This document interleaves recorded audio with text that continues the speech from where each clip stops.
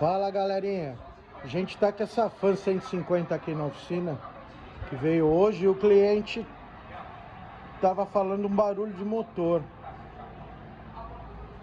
Aparentemente esse motor não foi feito faz muito tempo não, ele pegou essa moto não faz muito tempo, mas a cabeça do pistão já tá meio melada. Eu só não entendo como que faz um motor e não vê uma folga dessa da carcaça, do rolamento na carcaça do motor e não resolve. Eu não entendo isso. Olha a barulheira que isso tá fazendo. Tá aqui o causador do barulho.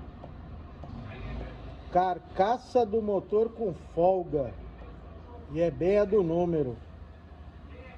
É isso aí, galerinha. Gostou? Curte, compartilha. E não deixa de trazer sua moto aqui pra gente dar um talento nela. Venha para a Moto Snake.